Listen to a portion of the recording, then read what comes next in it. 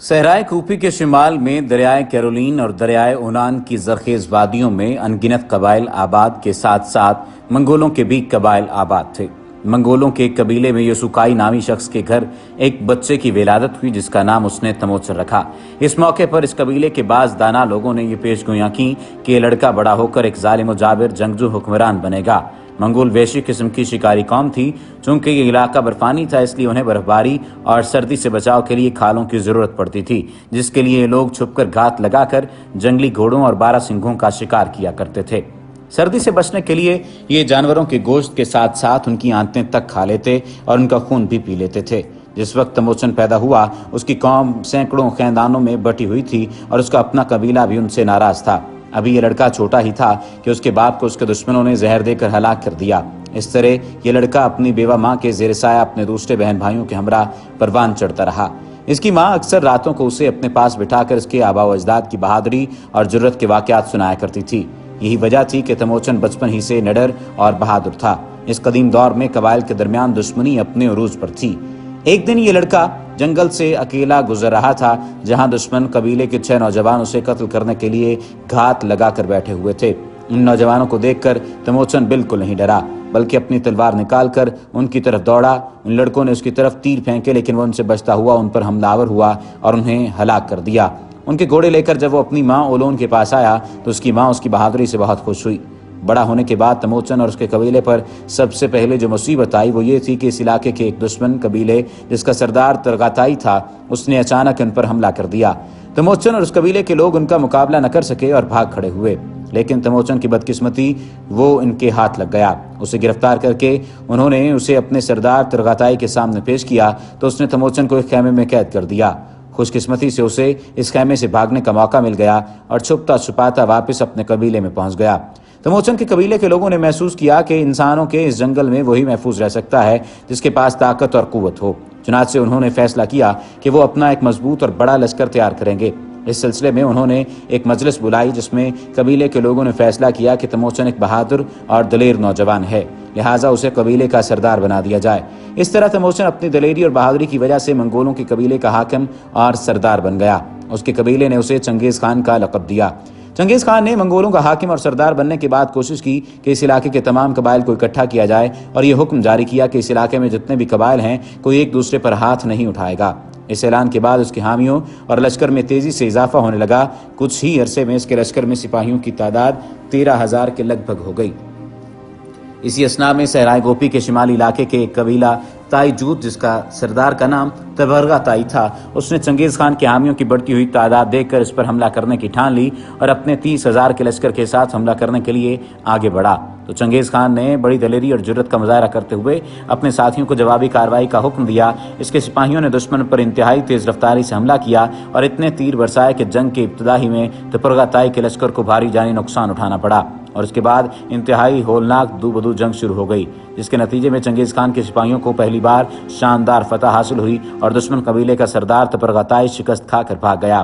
کسی دشمن قبیلے کے خلاف یہ اس کی پہلی فتح تھی۔ دشمن کے خلاف جنگ میں اس فتح نے چنگیز خان کے حوصلوں کو مزید بلند کر دیا اور اس نے اپنے لشکر کی تعداد میں مزید اضافہ کرنا شروع کر دیا۔ وہ ایک ناقابل تسخیر طاقت بن کر ابھرنا چاہتا تھا۔ چنانچہ جب اس کی طاقت اور لشکر کی تعداد خوب بڑھ گئی تو اس نے چین کو فتح کرنے کا ارادہ کر لیا۔ چین پر حملہ آور ہونے میں اس کے راستے میں سپاسا، تائجوت اور تاتاری نامی 3 بڑے قبیلے آتے تھے، لہٰذا چین پر حملہ کرنے سے پہلے اس نے ان 3 قبیلوں پر حملہ کر کے انہیں اپنا فرمانبردار بنا لیا اور ان قبیلوں کی اکثریت کو اپنے لشکر میں شامل کر لیا۔ چین پر اس وقت کن خاندان کی حکومت تھی؟ ان کے سپہ سالاروں کو جب یہ اطلاع ملی کہ چنگیز خان ان پر حملہ کرنے والا ہے تو انہوں نے بھی جوابی کارروائیاں اور تیاریاں شروع کر دیں۔ چین میں اکثر شہروں کے گرد قلعے اور فصیلیں بنی ہوئی تھیں۔ اس جنگ کے لیے چنگیز خان نے یہ منصوبہ بندی کی کہ اپنے لشکر کو 4 حصوں میں تقسیم کر کے اپنے 4 بیٹوں جوچی، چغتائی، اوغدائی اور تولائی کو ان لشکروں کا سردار بنا دیا اور یہ حکمت عملی اختیار کی کہ جن شہروں یا قصبوں کے گرد قلعے اور فصیلیں نہیں ہیں ان پر حملہ کر کے انہیں فتح کرنا شروع کر دیا جائے۔ چنگیز خان نے انتہائی برق رفتاری سے کام لیا اور تیز رفتاری کو اپنا جنگی حربہ بنایا۔ وہ چین کی سرزمین پر اپنے لشکر کے ساتھ جگہ جگہ چین کے سست رفتار لشکروں پر حملہ آور ہوتا اور انہیں بے حد نقصان پہنچا کر ان سے مال و اسباب چھین لیتا۔ اس طرح اس نے چین میں ایک طوفان کھڑا کر کے رکھ دیا اور ان تمام شہروں کو جن کے گرد قلعے یا فصیلیں نہیں تھیں فتح کر لیا۔ چنگیز خان کی حکمت عملی اور جنگی منصوبہ بندی نے چینیوں کی کمر توڑ کر رکھ دی۔ चंगेज़ खान और उसके सिपाही अब चीन की सरजमीन से काफ़ी हद तक वाकिफ़ हो चुके थे, लिहाजा उसने अब इन शहरों को फतह करने का इरादा कर लिया जिनके गिर्द कले और फसीलें बनी हुई थीं, और हरबे के तौर पर उसने अपने इस खौफ को इस्तेमाल किया जो इस इलाके में फैल चुका था। उसने चीनी लश्करों पर अपनी दहशत फैलाने के लिए ऐलान कर दिया कि जो मंगोलों के सिपाहियों से जंग करेगा उनमें से किसी को भी जिंदा नहीं छोड़ा जाएगा, और जो चंगेज़ खान की अताअत करेगा उसे कुछ नहीं कहा जाएगा।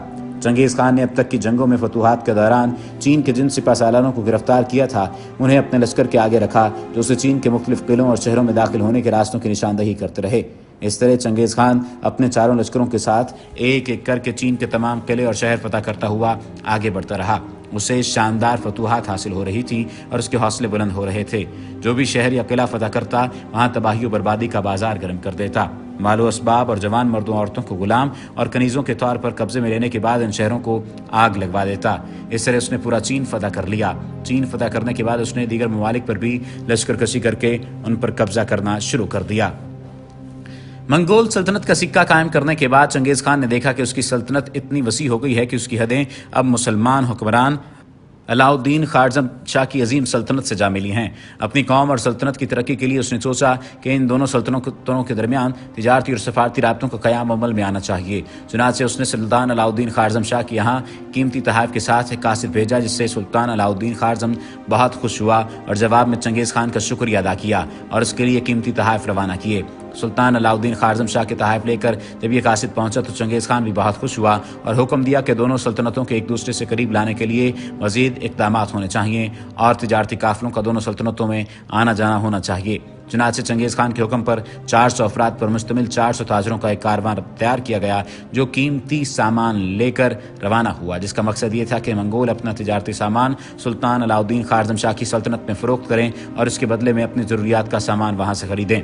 मंगोलों का ये तिजारती काफ़िला जब सुल्तान की सल्तनत में उतरा और वहाँ पर पहुँचा और वहाँ क़याम पजीर हुआ तो वहाँ का हाकिम नाल जो सुल्तान का मामू था, उनके पास कीमती सामान देकर उसकी नीयत ख़राब हो गई। उसने इस काफ़िले के तमाम ताजरों को गिरफ्तार कर लिया और सुल्तान को एक ख़त लिखा कि मंगोलों का एक कारवां जो 400 अफराद पर मुश्तमिल है तिजारत के बहाने हमारी सल्तनत में जासूसी करने के लिए आया है, लिहाजा मैंने उन्हें अपनी सरहद में रोक लिया है। उनके लिए आपका क्या हुक्म है? सुल्तान ने उसे जवाबी पैगाम में कहा कि वो हालात की मुनासबत से अपनी मर्जी के मुताबिक इन लोगों से जो चाहे सलूक करे।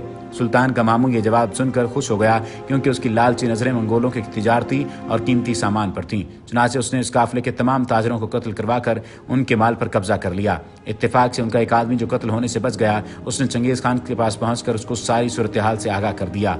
चंगेज़ खान को अपने 400 ताजरों के कत्ल पर सुल्तान अलाउद्दीन खारज़म शाह और उसके मामू पर बड़ा गुस्सा आया। तमाम मंगोल चंगेज़ खान कहने लगे कि हमें अपने इन 400 ताजरों के कत्ल का इंतकाम लेना चाहिए। चंगेज़ खान ऐसा कोई कदम उठाने से पहले इस मामले में सोच समझ से काम लेना चाहता था, लिहाजा उसने फैसला किया कि पहले इस मामले को सुल्तान अलाउद्दीन खारज़म के शाह के सामने पेश करना चाहिए और एहतजाज करना चाहिए। उसने कासिद सुल्तान की तरफ रवाना किया और मुतालबा किया कि आपके इलाके में अतरार के हाकिम ने हमारे 400 ताजरों को कत्ल करके इनके तिजारती सामान पर कब्जा कर लिया है, लिहाजा अतरार के हाकिम नाल को हमारे हवाले किया जाए ताकि हम उसे मुनासिब सज़ा दें और हमारे ताजरों का सामान हमें वापस किया जाए। चंगेज़ खान की कासिद ने जब ये मुतालबा सुल्तान तक पहुंचाया तो सुल्तान ये पैगाम सुनकर बहुत ज़्यादा बरहम हुआ और हुक्म दिया कि यह पैगाम नाकाबिल अमल है और गुस्ताखाना है, इसे कत्ल कर दिया जाए। लिहाजा सुल्तान के हुक्म पर इसे कासिद को कत्ल कर दिया गया। सुल्तान अलाउद्दीन खारज़म शाह अगर इस मौके पर दानिशमंदी से काम लेता और इंसाफ से काम लेते हुए अतरार के हाकिम को जब्त किए सामान तिजारत के साथ मंगोलों को वापस लौटा देता तो शायद आज दुनिया की तारीख में मुसलमानों की तारीख पहले की निस्बत बहुत मुख्तलिफ और उम्दा होती। सुल्तान की इस नाअक़बत अंदेशी ने जलती पर तेल का काम किया। जब चंगेज़ खान को अपने कासिद के कत्ल की इत्तला मिली तो उसने ये अहद किया कि वो सुल्तान अलाउद्दीन खारज़म शाह को इस तौहीन का ऐसा सबक सिखाएगा कि वो सारी उम्र याद रखेगा। चुनांचे उसने इस तौहीन का बदला लेने के लिए अपने तमाम लश्कर को तैयारी का हुक्म दे दिया। मुसलमानों पर हमला करने से कबल चंगेज़ खान ने अपने भाई को अपनी जगह सल्तनत का कायम मकाम हाकिम मुकर्रर किया और अपने 2.5 लाख सिपाहियों के हमरा सुल्तान अलाउद्दीन खारज़म शाह पर हमला के लिए रवाना हो गया। रवानगी से कबल उसने अपने लश्कर को 4 हिस्सों में तकसीम करके उसकी कमान अपने 4 बेटों को सुपुर्द कर दी थी। इस दौरान उसे इत्तला मिली कि उसका हमसाया और दुश्मन अपने इलाके से निकलकर सुल्तान अलाउद्दीन खारज़म शाह की सल्तनत में जिंद शहर पहुंच रहा है। उसने फौरन अपने बेटे जोची और एक बेहतरीन सिपा सालार को 1 लाख सिपाहियों के लश्कर के साथ उसके पीछे रवाना किया। जोची अपने लश्कर के साथ उसका पीछा करते हुए सुल्तान अलाउद्दीन खारज़म शाह के इलाके में दाखिल हो गया। उस वक्त इस इलाके में सुल्तान अलाउद्दीन खारज़म शाह भी अपने लश्कर के साथ पड़ाव लिए हुए था और इससे चंद मील के फासले पर उसका बेटा जलालुद्दीन भी अपने लश्कर के साथ मौजूद था। سلطان کو جب یہ خبر ملی کہ چنگیز خان کا بیٹا اپنے 1 لاکھ کے لشکر کے ساتھ اس کے علاقے میں داخل ہوا ہے تو اسے بے حد غصہ آیا۔ سلطان علاؤدین خوارزم شاہ اور اس کے سپاہی جنگ کا بہترین تجربہ رکھتے تھے، لیکن منگول سپاہی بھی چین میں مسلسل جنگوں میں مصروف رہنے کی وجہ سے سلطان کے مقابلے میں زیادہ جنگی مہارت رکھتے تھے۔ غالباً یہ کہ پھر مسلمانوں کو اس تمام تر جنگ میں شکست کا سامنا کرنا پڑا اور سلطان علاؤدین خوارزم شاہ کی بزدلی کی وجہ سے منگولوں نے اس کی عظیم الشان سلطنت کی اینٹ سے اینٹ بجا کر رکھ دی۔ سلطان علاؤدین کی بزدلی اور طرز عمل انتہائی نفرت کے قابل سمجھا جاتا ہے۔